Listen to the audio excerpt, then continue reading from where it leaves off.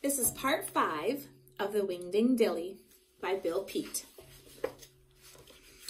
It would be a long wait. Early that morning, Zildie had packed her suitcase, spruced herself up in her fancy best, and left on a trip to visit her sister in Massachusetts.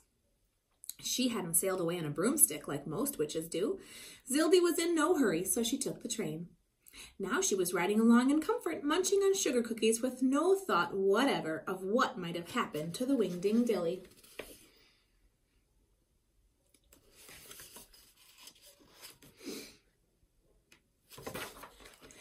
In the meantime, all the farmers in the neighborhood had formed a small army. With guns and pitchforks, they followed the trail of the huge footprints straight into the woods.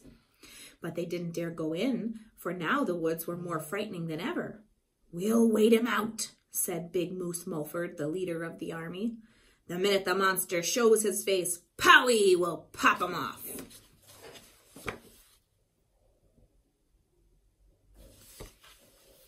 The farmer stood watch on into the evening, then all through the night, and when morning came, there was still no sign of the monster.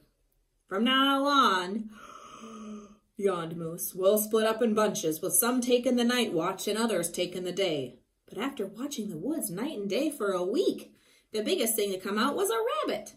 By this time, news of the monster had spread all over the county, all the way to Central City, and finally to Claxton J. Pringle, the great showman. Oops, I forgot to show the picture.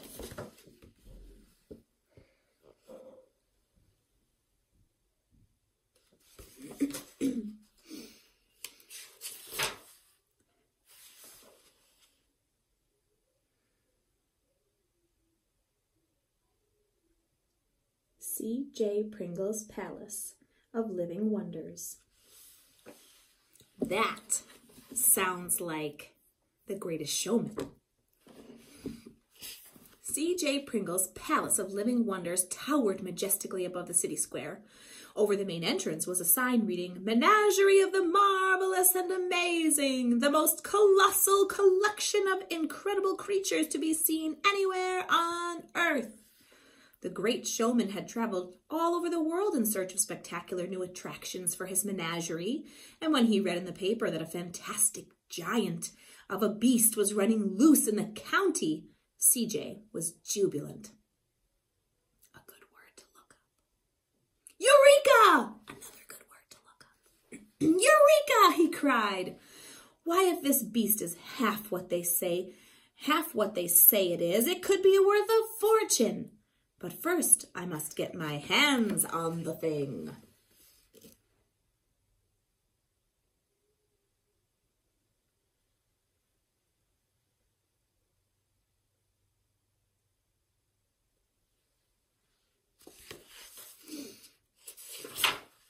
Within half an hour, CJ had rounded up his roughest, toughest crew of rustabouts, and they took off in their Hupperson autobus, followed by a 10-ton beast moving van. That great showman was in a desperate hurry, so he went at top speed all the way with the horn blaring full blast, warning everyone to clear the road.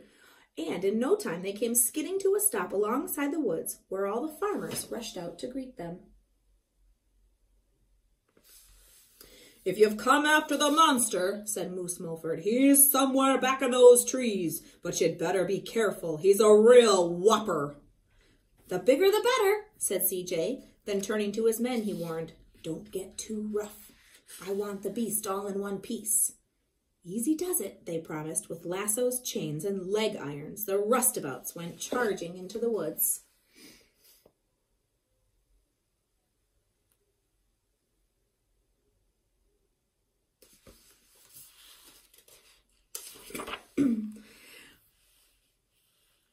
By the time Scamp had discovered what all the crashing around in the brush was about, he was surrounded. He tried to run, but